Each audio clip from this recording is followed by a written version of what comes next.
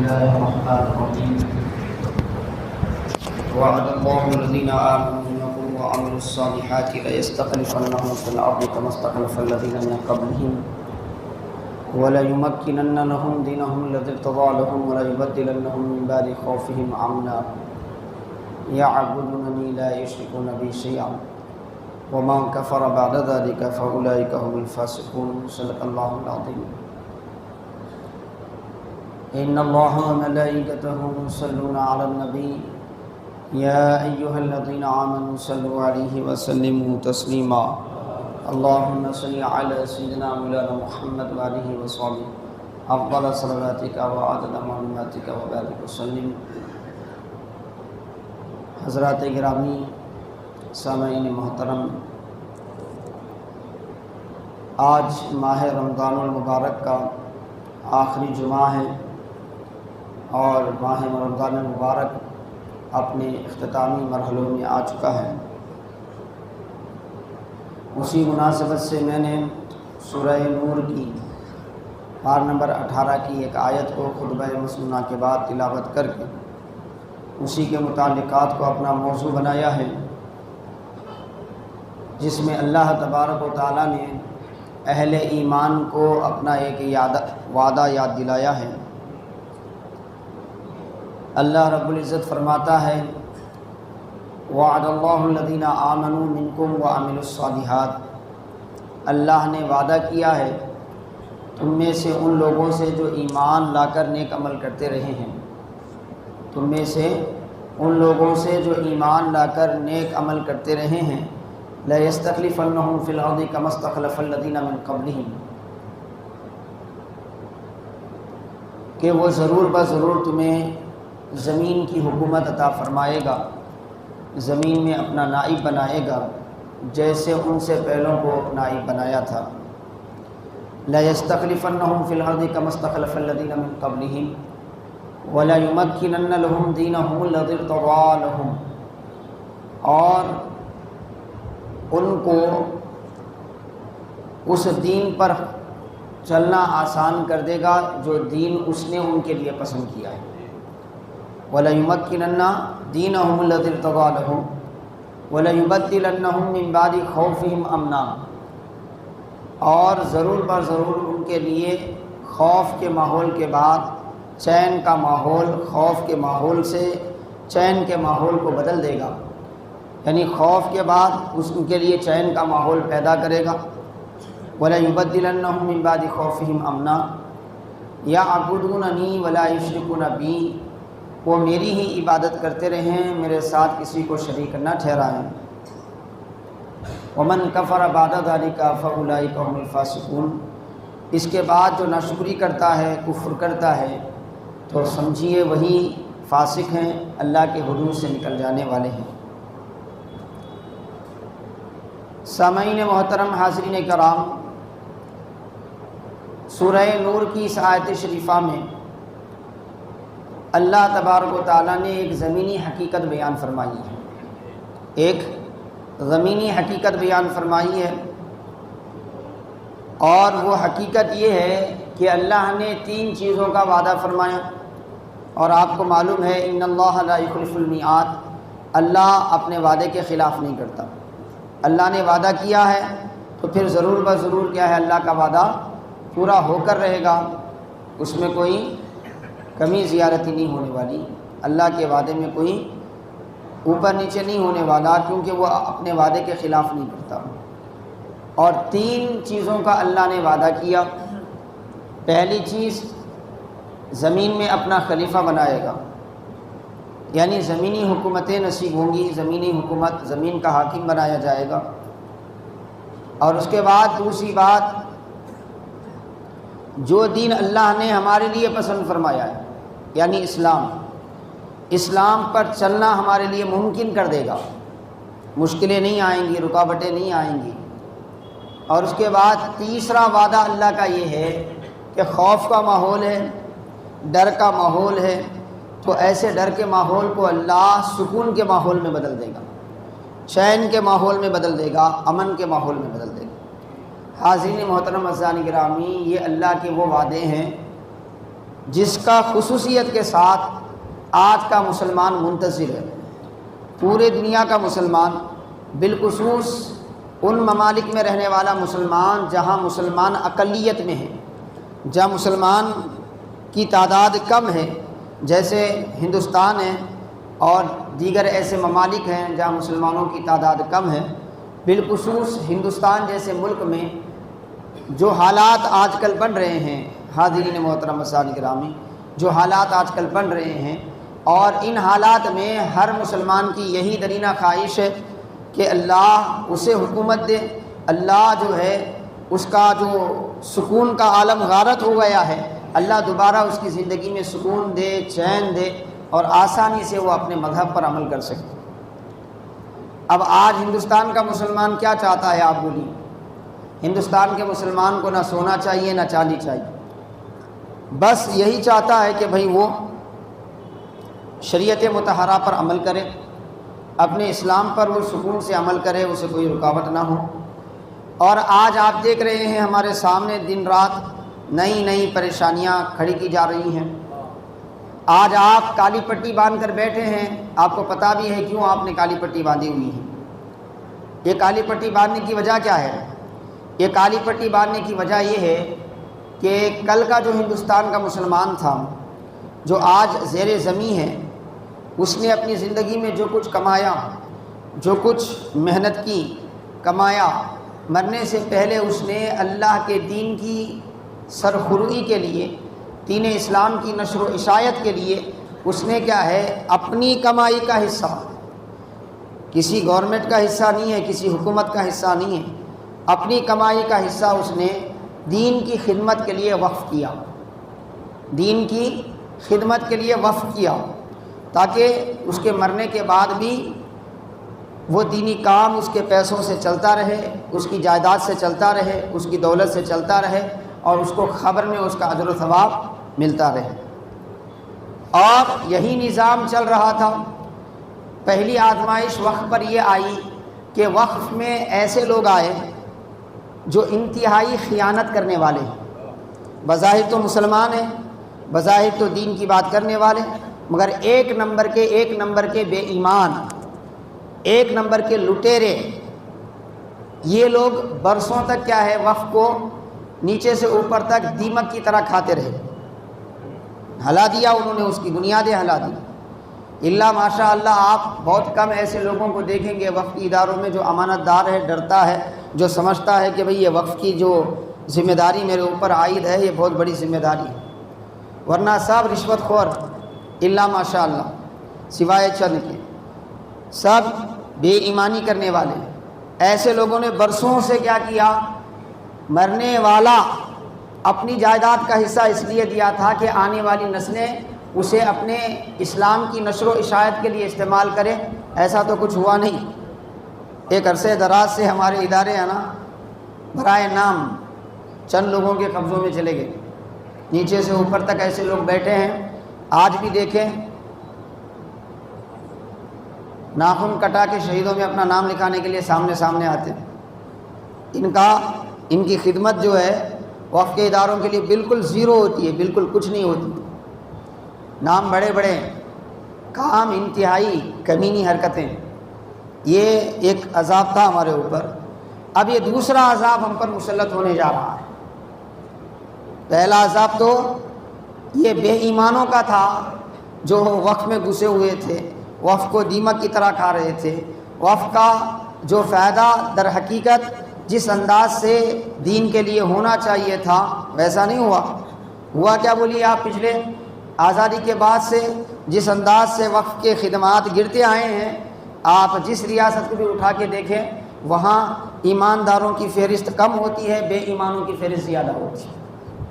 بے ایمانوں کی فہرست زیادہ ہوتی ہے۔ کوئی ایماندار ان کے بیچ میں جاتا ہے تو سب بے ایمان مل کے اسے بے ایمان ثابت کرنے کی کوشش کرتے ہیں، اس پر تہمتیں لگائی جاتی ہیں، اپنے چیلوں کو اس کے پیچھے لگایا جاتا ہے، طرح طرح کے اس کے خلاف فراڈ کیسز بنائے جاتے ہیں۔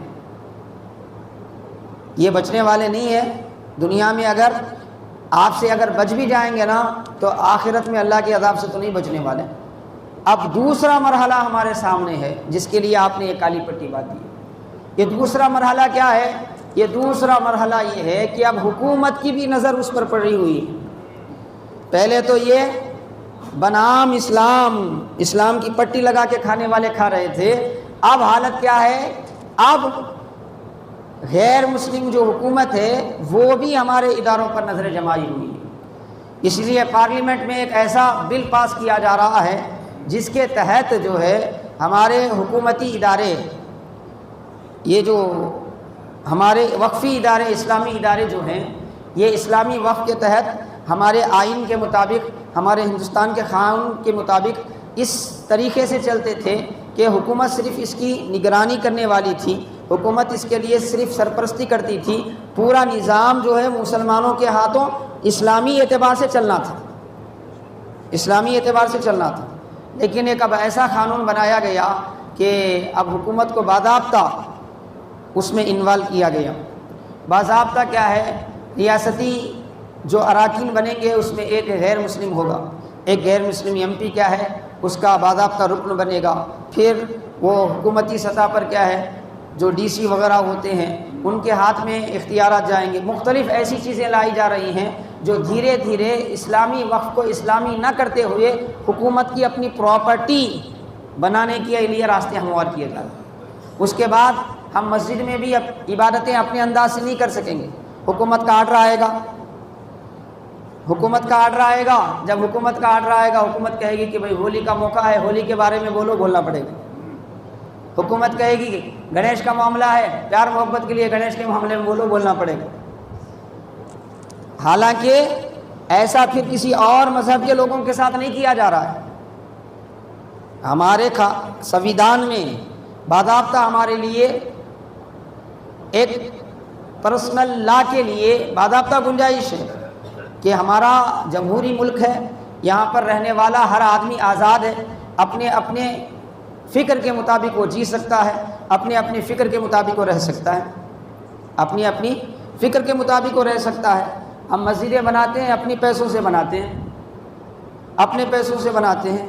وقف کے ادارے بھی ہمارے پیسوں سے چل رہے ہیں۔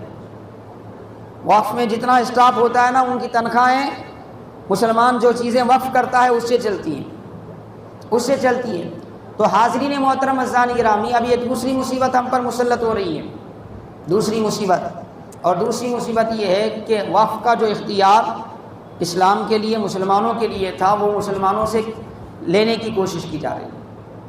اب اس کے لیے ہم کیا کر سکتے ہیں بحیثیت مسلمان؟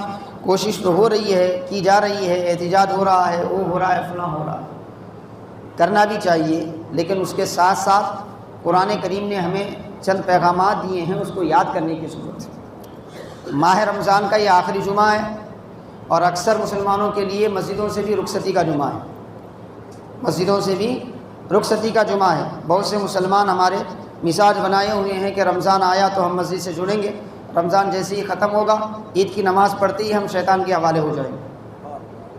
اب اس کے بعد کیا مذہب، کیا نہیں، کون کیسے کہاں میں کیا بولوں، پھر ہماری لوگ بولیں گے کہ بھئی مولوی صاحب مصلی پہ ٹر کے ایسی باتیں بولیں۔ اتنی لاپرواہی، اتنی بے توجہی ایک مسلمان کے لیے اسلام سے، جو مسلمان 24 گھنٹے اسلام کے لیے جیتا تھا، جس کی سانسیں آتی جاتی تھی اسلام کے لیے، جو اسلام کے لیے مر مٹنے والا تھا، آج اس مسلمانوں کی نسلوں میں پیدا ہونے والے مسلمانوں کی حالت یہ ہے کہ انہیں اسلام سے کوئی تعلق ہی نہیں ہے، اسلام سے کوئی علاقہ ہی نہیں ہے۔ گنے چنے کیا ہے، چند رسومات اس نے اسلام کے پکڑے ہوئے ہیں اور اس کو اس انداز سے کرتا ہے، پھر اسے پتہ ہی نہیں ہوتا کہ وہ کیا ہے، کیا نہیں ہے، اس کی قومیت کیا ہے، اس کا مذہب کیا ہے، اس کا اسلام کیا ہے، اس کا عقیدہ کیا ہے، کچھ نہیں معلوم ہوتا۔ اللہ تبارک و تعالیٰ فرماتا ہے، اللہ تبارک و تعالیٰ جو کائنات کا با اختیار بادشاہ ہے، قل اللہم مالک الملک تؤتی الملک ما تشاء وتنزع الملک ممن تشاء، اے نبی اعلان کر دو کہ اے اللہ تو بادشاہوں کا بادشاہ ہے، تو مالک الملک ہے، تمام بادشاہت کا تو حقیقی بادشاہ ہے، جسے چاہتا ہے دیتا ہے، جس سے چاہتا ہے کھینچ لیتا ہے۔ حکومت دینے والا وہی ہے، حکومت لینے والا وہی ہے۔ اس نے ایک نظام بتایا، اس نے اپنا وعدہ ذکر کیا، وعد اللہ الذین آمنوا منکم وعملوا الصالحات، تم میں سے جو ایمان لا کر نیک عمل کرتے رہیں گے ان سے اللہ کا وعدہ ہے۔ کیا وعدہ ہے؟ کہ جیسے اگلی امتوں کی قوموں میں ایمان والوں کو اللہ نے حکومت زمین کی عطا فرمائی تھی، تمہیں بھی عطا فرمائے، تمہیں بھی عطا فرمائے گا۔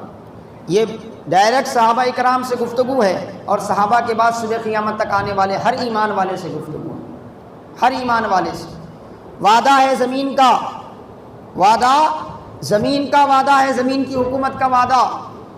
اللہ فرماتا ہے جیسے اگلوں کو دی گئی تھی حکومت تمہیں بھی دی جائے گی۔ چنانچہ دنیا نے دیکھا کہ رسول اللہ صلی اللہ علیہ وسلم نے مکے کی وادی میں اسلام کے پرچم لہرانے کے لیے اپنی دعوت بلند کی، اپنے مخالف ہو گئے، گھر والے مخالف ہو گئے، خاندان والے مخالف ہو گئے، انتہا تو یہ کہ مسلمانوں کو مجبور ہو کر کیا ہے ہجرت کرنا پڑا۔ اتنی مصیبتیں ان پر ڈالی گئیں، اتنی پریشانیوں میں انہیں ڈالا گیا، اتنی تکلیفیں دی گئی کہ مکہ چھوڑ کر مدینے کی ہجرت کرنی پڑی۔ بظاہر ایسا معلوم ہو رہا تھا کہ یہ مسلمان ختم ہو جائیں گے، لیکن دنیا نے دیکھا کہ اللہ تبارک و تعالیٰ نے وہ مسلمان جو ایمان پر اور نیک عمل پر جمے رہے، اللہ نے انہیں ایسی حکومتیں عطا فرمائی کہ چند ہی سالوں میں کیسر و کسریٰ کی سپر پاور حکومتیں ان کے سامنے ڈھیر ہو گئی۔ آج بھی ایران میں حکومت قیصر کا، حکومت کسریٰ، ایران کا جو کسریٰ کا بادشاہ تھا، اس کا وہ عالی شان محل جو ایک صدیوں تک اپنی حکومت کی مضبوطی کا اعلان کرتا تھا، آج بوسیدہ حالت میں اس کی کچھ دیواریں موجود ہیں۔ آج حضرت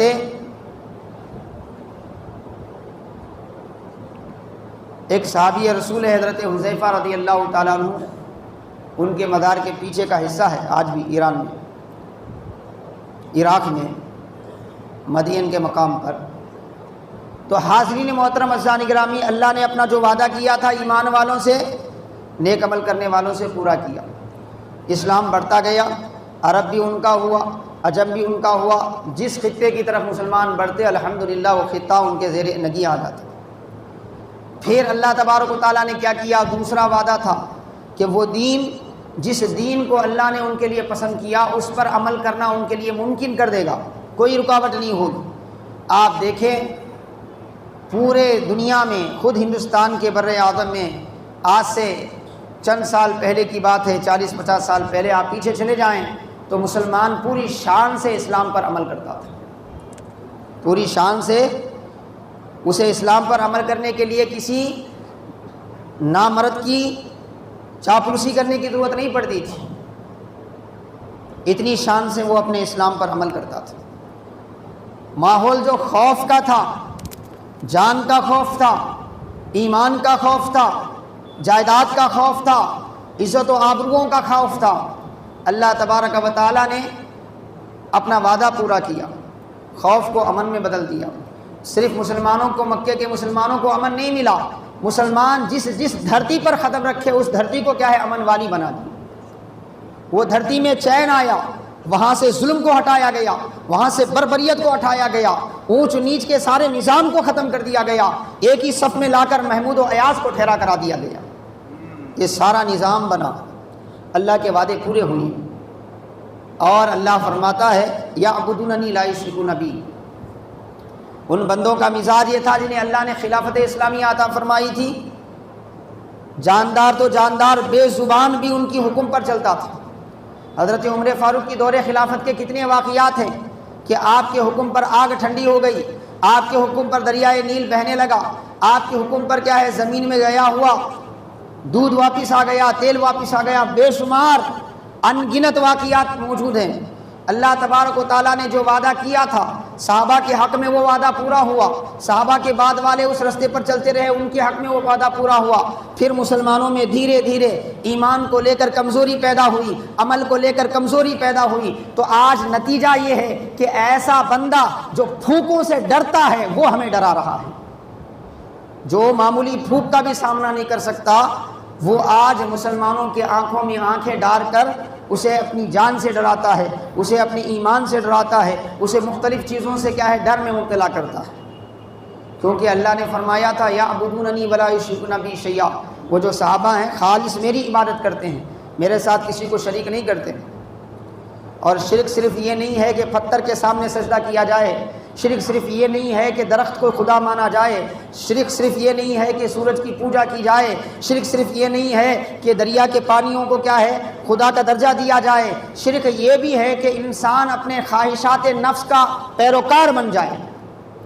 کنز العمال کی حدیث پاک ہے، میرے آقا علیہ الصلوۃ والسلام فرماتے ہیں، اللہ کے رسول علیہ الصلوۃ والسلام فرماتے ہیں، روئے زمین پر اللہ کے مقابل میں جس معبود باطل کی بھی عبادت کی جاتی ہے، ان میں سب سے بری ترین چیز کیا ہے؟ تو آقا فرماتے ہیں خواہش نفس ہے، فرمایا خواہش نفس ہے فرمایا۔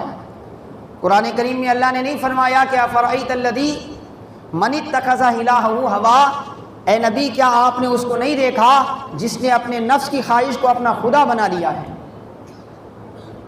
آج مسلمانوں میں جو سب سے بڑھ کر جس شرک کی بات ہو رہی ہے نا، فاتحہ کرنا شرک نہیں ہے، کسی اللہ والے کے پاس اس لیے جانا کہ وہ اللہ والا ہے، اس کی خبر سے عبرت حاصل کریں، فیض حاصل کریں اور اللہ کی بارگاہ میں التجائیں کریں، یہ شرک نہیں ہے۔ شرک در حقیقت یہ ہے کہ انسان اللہ کے قانون کے مقابل میں اپنے نفس کو حاکم بنائے، اپنے خواہشات کی پیروی کرے، یہ سب سے بڑا شرک ہے۔ اور آج امت مسلمہ کا بڑا حصہ اس میں مبتلا ہے، بڑا حصہ اس میں مبتلا ہے۔ کہنے کو تو میں بھی کہتا ہوں میرے سے بڑھ کر کوئی نیک نہیں ہے، آپ بھی کہتے ہیں میرے سے بڑھ کر کوئی نیک نہیں ہے۔ نیک ہمارے کہنے سے نہیں ہوتا، اللہ کی بارگاہ میں نیک بنے رہنے سے نیک بنتا ہے انسان۔ اسی لیے قرآن میں فرمایا فَلَا تُزَكُّوا أَنفُسَكُمْ وَاللَّهُ أَعْلَمُ بِمَنِ اتَّقَىٰ، تم اپنے آپ کو بڑا صاف و ستھرا مت کہو، اللہ بہتر جانتا ہے کہ تم میں تقویٰ و پرہیزگار والا کون ہے، تقویٰ و پرہیزگار والا کون ہے۔ تو حاضرین محترم عزیزان گرامی، اللہ تعالیٰ نے ان کی شانیں یہ بیان فرمائی کہ وہ رب کے سامنے جھکتے ہیں پھر کسی کے سامنے نہیں جھکتے، وہ رب کی عبادت کرتے ہیں پھر کسی کی عبادت نہیں کرتے۔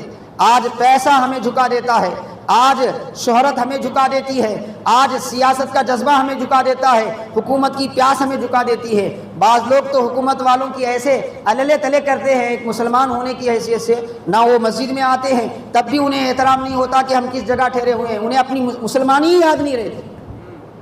جب وہ حکومت والوں کو دیکھتے ہیں، پیسے والوں کو دیکھتے ہیں، تو آپ نے بھی دیکھا ہوگا، میں نے بھی بارہا دیکھا ہے، ایسے مسلمان بھی ہیں کہ انہیں اپنی مسلمانی یاد نہیں رہتی۔ جب مسلمان اتنا کمزور ہو جائے گا تو آپ خود سوچیں، یہ جو حالتیں ہمارے لیے پیدا ہو رہی ہیں ایسی نہیں ہوں گی تو پھر کیا ہوں گی؟ بے ایمانی ہمارے اندر، دھوکہ بازی ہمارے اندر، ایک دوسرے کو دھوکہ دینا، فریب دینا ہمارے اندر، جو اسلام کی ضد ہے وہ ہم کرنے کے لیے آگے ہیں، جو اسلام ہے اس پر ہم عمل کرنے کے لیے تیار نہیں۔ آپ ایمان کی باتیں کریں لوگ تانا دیں گے، آپ نصیحت کی باتیں کریں لوگ تانا دیں گے، لوگ آپ کا مذاق اڑائیں گے۔ آپ بے ایمانی کے کاموں کے لیے بلائیں، خود بھی شریک ہوں گے، اپنا پیسہ بھی لگائیں گے، اپنی طاقت بھی لگائیں گے۔ آپ دیکھیں عملی طور پہ کسی نیک کام کو آپ کر کے دیکھیں، دوسروں کو بلا کے دیکھیں، آپ کو تانے سننے پڑیں گے۔ 2 لوگ آپ کا ساتھ دیں گے تو 3 لوگ پیٹھ پیچھے آپ کے خلاف بولیں گے۔ اسی کے ساتھ آپ کوئی میوزک پارٹی ارینج کیجئے، آپ نہیں بلائیں گے نا تب بھی آئیں گے، پیسہ دے دے کے آئیں گے کہ بھئی میرا بھی پیسہ لو، میرا بھی نام بولو۔ حاضرین محترم عزیزان گرامی، آج امت کی اکثریت ان برائیوں میں مبتلا ہو گئی ہے، احساس نہیں ہے۔ آپ دیکھیں دینی خدمت کرنے والوں کو رمضان میں عبادت کرنے کا احساس نہیں ہے، تو اب عام مسلمان کی حالت کیا ہوگی آپ سوچیں۔ لوگوں کو ڈر کر لوگ عبادت کر رہے ہیں، اللہ کو ڈر کر اللہ کے شوق میں عبادت کرنے کے لیے لوگ تیار نہیں ہیں۔ حاضرین محترم عزیزان گرامی، ایمان کا معیار جب اتنا گر جائے گا تو اللہ کی مدد کیسے آئے گی؟ یہ گڑے سڑے، یہ بالکل بے حیثیت لوگ ہی ہمارے اوپر حکومت کریں گے، جن کی کوئی حیثیت نہیں ہے، جن کی اپنی دنیا بیکار ہے، وہ ہم پر کیا ہے حکومت کریں گے۔ کیوں؟ ہم نے اپنے ایمان کے حق کو پائمال کر دیا ہے، ہم نے اپنے عمل کے نور کو ختم کر دیا ہے۔ اللہ تبارک و تعالیٰ قرآن کریم میں فرماتا ہے وعد اللہ الذین آمنوا منکم وعملوا الصالحات، اللہ کا وعدہ ہے تم میں سے جو ایمان والا ہے اور نیک عمل کرنے والا ہے۔ اور ہمارے سامنے صحابہ کی زندگیاں ہیں، اللہ نے جو وعدہ کیا تھا ان کے ساتھ پورا کیا۔ اگر ہم بھی اللہ کے وعدے پر پورا اترنا چاہتے ہیں تو ایمان اور عمل کا جو وعدہ ہے نا وہ پورا کریں۔ قرآن میں اللہ بنی اسرائیل کے حوالے سے فرماتا ہے اوفو بعہدی اوفی بعہدکم، تم میرا عہد پورا کرو میں میرا عہد پورا کروں گا۔ فرمایا تم سے میرا جو عہد ہے نا، اللہ ہی کی اطاعت کرنا، اللہ ہی کو حاکم ماننا، اللہ ہی کے سامنے سربہ سجود ہونا، اللہ کے لیے اپنے خواہشات نفس کو قربان کر دینا، یہ جو اللہ سے ہمارے وعدے ہیں اللہ فرماتا ہے تم اس کو پورا کرو۔ پھر زمین و آسمان کی حکومت دینے کے جو میرے وعدے ہیں، فضل و کرم کے دروازے کھولنے کے جو میرے وعدے ہیں، رحمت کے دروازے کھولنے کے جو میرے وعدے ہیں میں پورا کروں گا۔ فرمایا اوفو بعہدی اوفی بعہدکم، اللہ کے کلام نے ہمیں کیا نہیں سمجھایا۔ حاضرین محترم عزیزان گرامی، سب سے بڑی ہماری کمزوری یہ ہے کہ ہم علم سیکھنے کے لیے تیار نہیں، علم سیکھتے ہیں تو اس علم سے بھی ہم دنیا کمانا چاہتے ہیں، اس سے اپنی ہدایت حاصل کرنے کی ہمیں فکر نہیں ہوتی الا ماشاء اللہ۔ حاضرین محترم عزیزان گرامی، آج عملی طور پر ہم اپنا جائزہ لیں، عقیدے کے اعتبار سے کتنی کمزوریاں ہمارے اندر موجود ہیں، عمل کے اعتبار سے کتنی کمزوریاں ہمارے اندر موجود ہیں۔ ایک زمانہ تھا مسلمان کے حوالے سے یہ کہا نہیں جاتا تھا کہ یہ پنجگانہ مسلمان ہے، کسی آدمی کی فضیلت بتانے کے لیے یہ کہا جاتا تھا کہ بھائی یہ مسلمان ایسا مسلمان ہے کہ اس کی تکبیر تحریمہ بھی جماعت سے نہیں جاتی، یہ مسلمان ایسا مسلمان ہے کہ پیدل حج کرتا ہے، یہ مسلمان ایسا مسلمان ہے کہ یہ کبھی تہجد ناگاہ نہیں کرتا۔ ایک زمانہ تھا مسلمان کی نیکی کو اس طرح سمجھایا جاتا تھا، اور آج اگر کسی کو نیک سمجھنا ہے تو یہ کہا جاتا ہے کہ بھئی یہ 5 وقت کا نمازی ہے۔ مطلب یہ ہے کہ جو کل عام چیز تھی وہ اب خاص ہو گئی ہے، اور جو خاص چیز تھی اس کا تو وجود ہی نہیں ہے الا ماشاء اللہ، اس کا تو قوم میں وجود ہی نہیں ہے۔ حاضرین محترم عزیزان گرامی، اتنی سستی، اتنی لاپرواہی اپنے دین کے لیے، اللہ کے رسول صلی اللہ علیہ وسلم کی سنتوں کے لیے اتنی لاپرواہی۔ حضرت سیدنا عثمان بن عفان رضی اللہ تعالیٰ عنہ کے حوالے سے آتا ہے رسول اللہ صلی اللہ علیہ وسلم نے اپنا سفیر بنا کر، اپنا نمائندہ بنا کر حدیبیہ کے موقع پر اللہ کے رسول نے حضرت عثمان کو بھیجا۔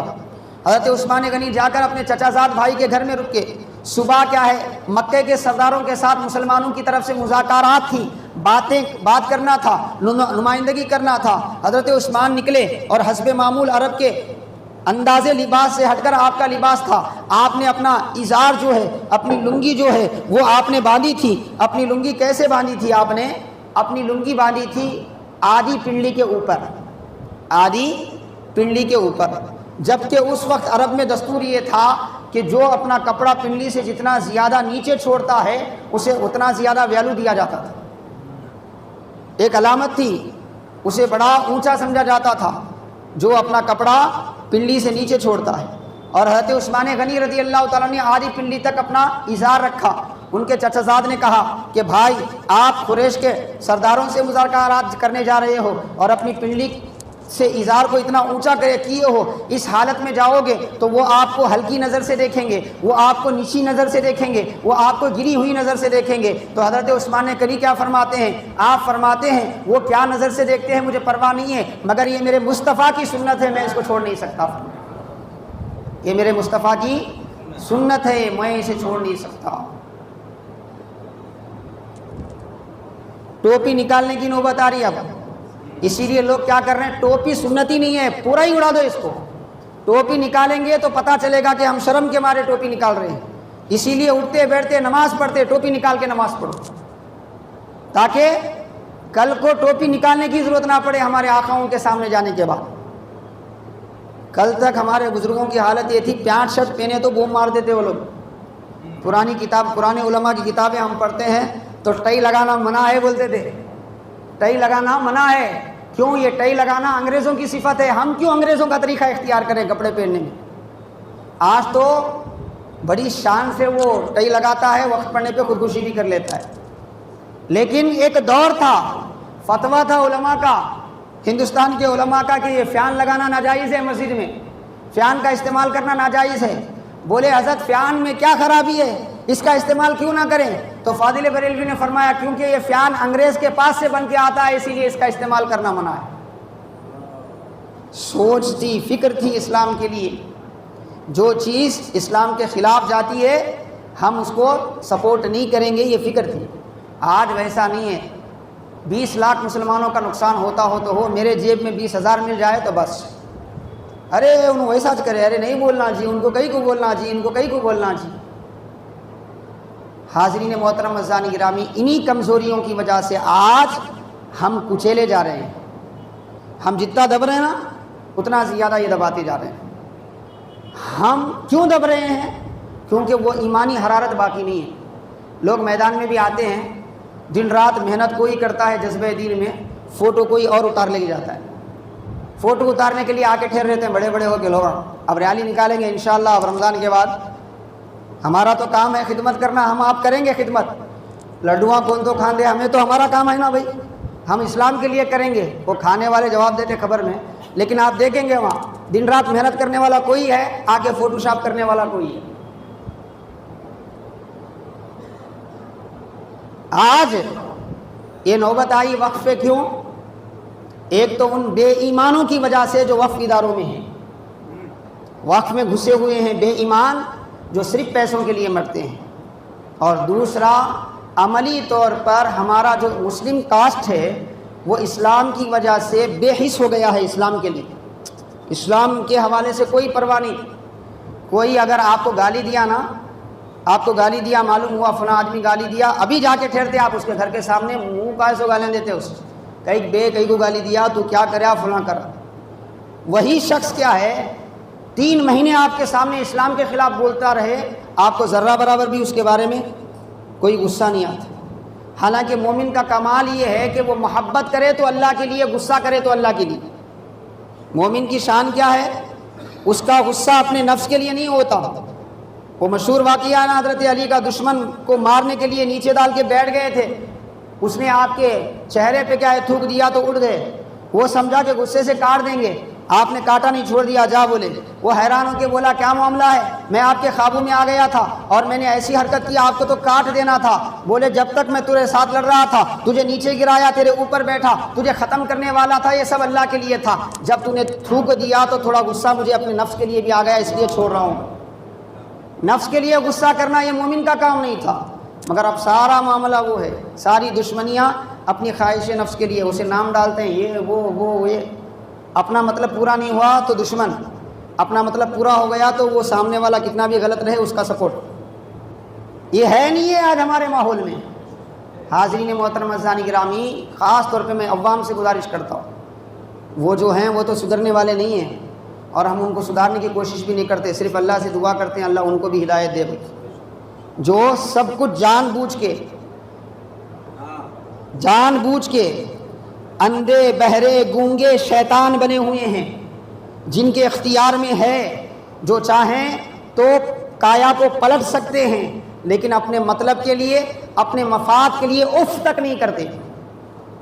وہ تو اندھے بہرے، ان کو تو صرف منصب چاہیے۔ ایسے منصب کے گونگے شیطان آپ کو بہت ملیں گے، منصب کے لیے مر مٹنے والے شیطان بہت ملیں گے، لیکن ہمیں کیا کرنا ہے؟ ہماری جو ذمہ داری ہے وہ تو پوری کرنا ہے۔ کل اللہ تعالیٰ ہمیں پوچھے گا کہ اے مسلمان، ماہ رمضان کے موقع پر تمہارے ساتھ ایسا کیا جا رہا تھا، اللہ کے گھر کے ساتھ اللہ کے گھروں کے خلاف قانون بنایا جا رہا تھا، قبرستانوں کے خلاف قانون بنایا جا رہا تھا، تم کیا کرے؟ تو اس وقت کم از کم یہ بولنے کے لیے ہمارے پاس موقع ہو کہ مولا ہم ہماری طاقت کے مطابق جتنا کر سکتے تھے ہم نے کیا۔ وہ جن کی ذمہ داری تھی وہ نہیں کرتے ہیں تو جا کے مریں، ہم کیا کریں؟ لیکن ہماری جو ذمہ داری ہے ہم اس کو پورا کریں گے، اور اس میں سب سے بڑی ذمہ داری ہماری یہ ہے کہ ہم پلٹ کر مذہب کی طرف آئیں گے، ہم واپس پلٹ کر مذہب کی طرف آئیں گے۔ جس رمضان کو دیکھ کر غیر کے دل میں ہیبت پیدا ہوتی ہے، دشمن کے دل میں ہیبت پیدا ہوتی ہے، پھر وہ غیر نہیں جو محبت کرنے والا ہے، وہ ہمارا اپنا ہم وطن بھائی ہے۔ اس غیر کی میں بات کر رہا ہوں جو دشمنی پھیلانا چاہتا ہے، جو ہمیشہ اسلام کے خلاف سنتا ہے، وہ جب رمضان دیکھتا ہے تو ہیبت میں آ جاتا ہے، کیوں مسلمان اتنا چارج ہو گیا ہے۔ آپ اسے بتائیں کہ مسلمان صرف رمضانی نہیں ہوتا، آنی ہوتا ہے، ہر لمحہ وہ اللہ کے لیے ویسے ہی عبادت کرنے والا ہوتا ہے۔ آپ کی مسجدیں رمضان کے بعد ایسی ہی آباد رہیں، آپ اپنے مذہب سے ایسے ہی وابستہ رہیں جیسے رمضان میں تھے، تو حاضرین محترم عزیزان گرامی پھر سے اللہ کا وعدہ پورا ہوگا، دنیا کی حکومتیں بھی ملیں گی۔ دنیا کیا ہے؟ اللہ جنت کا وارث بناتا ہے، تو دنیا کیا چیز ہے؟ دنیا کیا چیز ہے؟ اللہ خوف کے بعد امن کے حالات پیدا کرے گا، نہ صرف امن کے حالات پیدا کرے گا، جس اسلام کے لیے ہم تڑپ رہے ہیں اللہ اس اسلام کو غالب کرے گا، اللہ اس اسلام کو غالب کرے گا۔ کیا ہم اسلام کو غالب نہیں کرنا چاہتے؟ کرنا چاہتے ہیں نا بھائی. ہم اسلام کو اگر غالب کرنا چاہتے ہیں تو اس کا ایک ہی طریقہ ہے، ہم اپنی زندگی میں کامل طور پر اسلام لانے کی کوشش کریں. دھیرے دھیرے ہم اسلامی معیار پر اترنا شروع کر دیں. ایک ساتھ مسلمان نہیں بن سکے تو کم از کم ایک ایک نیکی اپنی زندگی میں اضافہ کریں، ایک ایک خیر اپنی زندگی میں اضافہ کریں، ایک ایک اچھائی اپنی زندگی میں اضافہ کریں. گناہ سے ہٹتے جائیں، خیر کی طرف آتے جائیں. جس دن ہمارے معاشرے میں 100% اسلام آ جائے گا، خدا کی قسم بدر والوں کی طرح ہمارے لیے بھی آسمان سے فرشتوں کی مدد آ جائے گی، آسمان سے فرشتوں کی مدد آ جائے گی. تو حاضرین محترم عزیزان گرامی، ماہ رمضان کا یہ آخری جمعہ ہے. عہد کر کے اٹھیں، اللہ کی بارگاہ میں وعدہ کر کے اٹھیں. کوشش آپ کریں، آسانیاں اللہ پیدا کرے. کوشش آپ کریں، کیونکہ وہ دلوں کا جاننے والا ہے. صرف میرے بولنے سے، آپ کے بولنے سے کچھ نہیں ہوتا، وہ دل کی نیتوں کو دیکھنے والا ہے. اگر آپ سچی نیت سے قدم اٹھاتے ہیں تو اللہ پاک آسانیاں پیدا کرتا ہے. اللہ پاک وہ مسئلہ ہمارے لیے آسان کر دیتا ہے. اور اس کے ساتھ ساتھ کوشش کریں، یہ معاملہ بڑا نازک معاملہ ہے. یہ جو وقف کا معاملہ آپ کے سامنے آ رہا ہے، آج تو پٹی باندھی ہے، باندھنے کی ضرورت ہے. اب پٹی باندھ کے اپنا اتحاد دکھائے. ضرورت پڑنے پر جس انداز سے بھی علماء اس کو طے کریں گے. آلریڈی کیا ہے، مسلم پرسنل لاء کے تعلق سے جانب سے کیا ہے، اکابرین مل کر مسلم پرسنل لاء جو ایک مسلمانوں کا مختلف مکاتب فکر کا ایک نمائندہ اسٹیج ہے، اس اسٹیج سے تقریباً ہم رمضان میں یہاں اطمینان سے عبادت کر رہے ہیں. وہ لوگ کیا ہے، دلی میں باضابطہ کیا ہے احتجاج کو بیٹھے ہوئے ہیں، مسلسل احتجاج کو بیٹھے ہوئے ہیں، کیونکہ یہ بڑا نازک معاملہ ہے. اب یہ بل آئے گا نا، یہ بل آنے کے بعد یہ ڈاکو کم تھے جو وقف میں رہ کر اسلامی لبادہ اوڑھ کر جو ہمیں کھا رہے ہیں نا، یہ چند ڈاکو یہ کم تھے. یہ اس سے بھی بڑا خطرناک معاملہ ہوگا، اس سے بھی خطرناک معاملہ ہوگا. اسی لیے ہم ہر اعتبار سے اس کی مخالفت کریں گے، ہر اعتبار سے جہاں ضرورت ہے آئیں گے. پھر اب بولنے کے لیے بہت سی باتیں ہیں، مگر بولنا نہیں ہے. آپ سمجھیں، اپنے آنے والے نسل کے اسلام کو محفوظ کریں. ہم تو گزر جائیں گے الحمدللہ، ایک کافی حصہ ہماری عمر کا اسلام میں گزرا ہے، تھوڑا بہت حصہ ہے وہ بھی اسلام میں گزرے گا، اتنا تو اطمینان ہے. لیکن آنے والی ہماری نسلوں کے لیے پریشانیاں ہوں گی، بڑی پریشانیاں ہوں گی، بہت مشکلیں ہوں گی.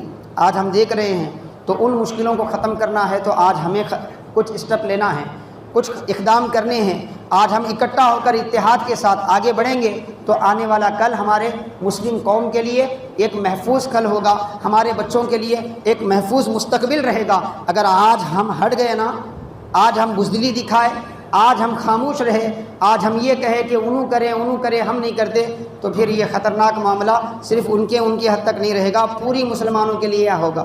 کیونکہ یہ بل لایا جا رہا ہے تو ان ڈاکوؤں کے لیے نہیں لایا جا رہا.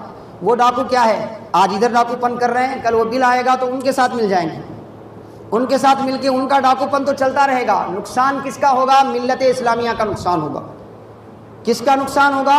ملت اسلامیہ کا نقصان ہوگا. آج کل کچھ ضمیر کے بیچے ہوئے ضمیر فروش ان کے سامنے سجدہ کر رہے ہیں، کل پوری قوم کو ان پر کے سامنے سجدہ کرنے پر مجبور کیا جائے گا. اسی لیے اس قانون کے خلاف ہمیں احتجاج کرنا ہے. جس انداز سے بھی اکابر فیصلہ کریں گے انشاءاللہ ہم اس کے خلاف آواز اٹھائیں گے. اور ساتھ ہی ساتھ اپنی دعاؤں سے بھی آپ یاد رکھیں، اور ساتھ ہی ساتھ کیا ہے، اپنے عمل کے ذریعے زندہ کریں. تھوڑی بہت احتجاج ضرورت ہے، لیکن اس کے ساتھ اس احتجاج میں دم کب آتا ہے؟ جب ہمارا ایمانی پاور ہوتا ہے، ہمارے اعمال کا نور ہمارے ساتھ ہوتا ہے، تو اس وقت اٹھایا ہوا چھوٹا چھوٹا قدم بھی بڑا اثر چھوڑتا ہے. اللہ پاک کی بارگاہ میں دعا ہے کہ اللہ تعالیٰ ہمارے لیے خیر کا فیصلہ فرمائے. اللہ تبارک و تعالیٰ ہندوستان کے پرامن اس ماحول کو اللہ پرامن رکھے. جتنے شر پسند عناصر کیا ہے یہاں پر شرارت کرنا چاہتے ہیں، فساد بپا کرنے کی کوششیں کر رہے ہیں، اللہ انہیں ناکام کرے اور اپنی مضبوط گرفت میں لے، اپنی مضبوط پکڑ میں لے. اللہ تبارک و تعالیٰ ہمارے اس وطن عزیز کے بھائی چارگی کو، آپسی پیار و محبت کو باقی رکھے، ہمارے سنویدھان کی حفاظت فرمائے، اور اللہ تبارک و تعالیٰ ہماری جمہوری قوانین کی حفاظت فرمائے. اللہ تبارک و تعالیٰ مسلمان کو ہندوستان میں چین و سکون عطا فرمائے، اور جو پیار محبت سے رہنے والا ہے ہر ایک کو اللہ تعالیٰ چین و سکون عطا فرمائے. اور جتنے انتشار پیدا کرنا چاہتے ہیں وہ حکومت کی سیٹ پر ہو یا وہ حکومت کے زیر اثر ہو، جتنے بھی شر پسند ہیں اللہ تبارک و تعالیٰ انہیں تباہ و تاراج کر دے. زندہ رکھے تو ایمان پر، دم واپس ایمان پر ہمارا خاتمہ فرمائے. وآخر دعوانا الحمدللہ رب العالمین.